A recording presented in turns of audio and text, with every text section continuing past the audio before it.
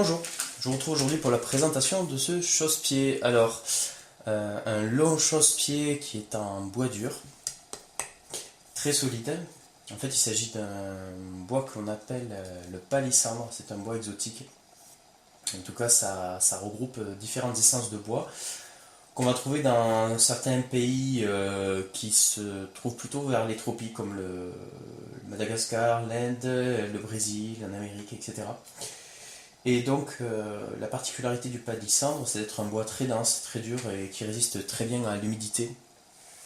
Et donc, qui se présente souvent sous ce coloris-là.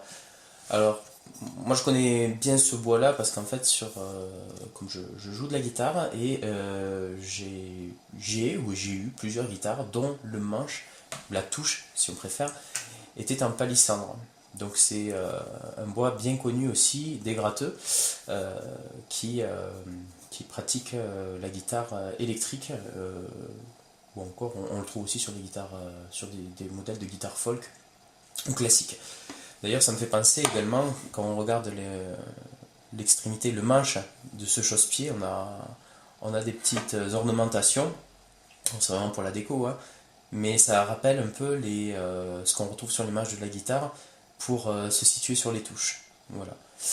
Alors, c'est un très beau chausse-pied hein, qui fait quand même en longueur 56 cm. On a une petite anse de support de manière à pouvoir l'accrocher au mur. Et on a des petits motifs, des ornementations, voilà, qui le rendent agréable à regarder. Voilà.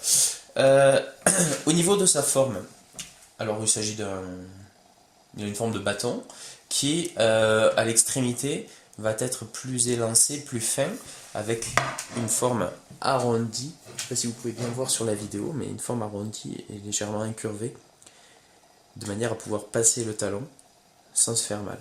Voilà.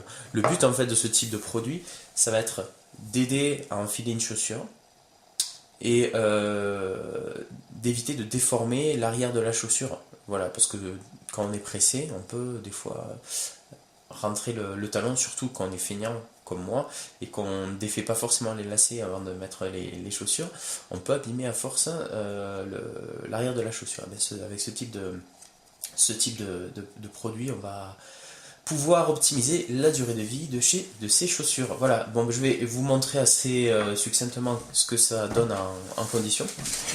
Donc, pour ça, il va falloir que je déplace la table, parce que sinon, ça va être compliqué. Alors, je vous demande juste un petit instant, histoire que je fasse un peu de ménage sur ce qu'il y a sur la table.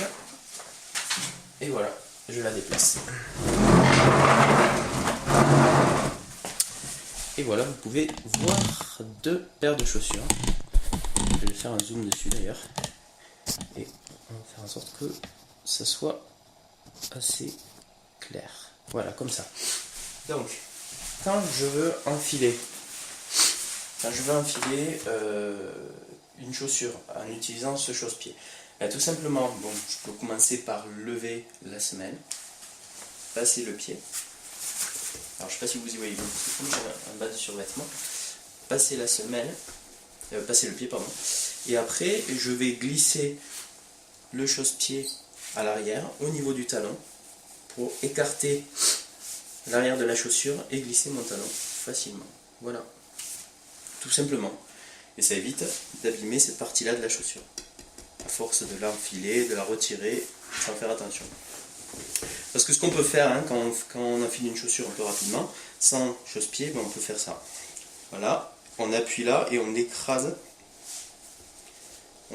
l'arrière de la chaussure. Avec ce type de produit, voilà, hop. Tout simplement. Et sur une chaussure de type running, ben ça donne un peu la même chose. On va lever d'abord la languette, on passe le pied, pardon. On lève la languette, on passe le pied. On met le chausse-pied à l'arrière, on écarte et on glisse le pied. Voilà. Donc hein, c'est un petit confort supplémentaire au moment d'enfiler la chaussure. Après, je dis pas que ça va être utile à tout le monde. Hein. Des fois, le plus simple, c'est aussi de se baisser, et c'est ce que je fais moi, hein, honnêtement, hein, très honnêtement au quotidien. Moi je pense que je fais comme la plupart des Français, je me baisse, j'écarte la languette avant, j'écarte l'arrière avec les mains, et je glisse mon pied à l'intérieur. Bon mais voilà, ça peut être pas mal lorsque on a éventuellement des problèmes de dos, qu'on n'a pas forcément, ou des problèmes articulaires au niveau des genoux. Eh bien on n'a pas besoin de se pencher, on peut, vu la bonne longueur du chausse-pied, on n'a pas besoin voilà, de se mettre en quatre pour pouvoir enfiler une chaussure. Voilà, bon ben, j'espère que cette vidéo vous aura intéressé. Ça va retirer. Et je vous dis à bientôt pour une prochaine présentation de produits. Merci, au revoir.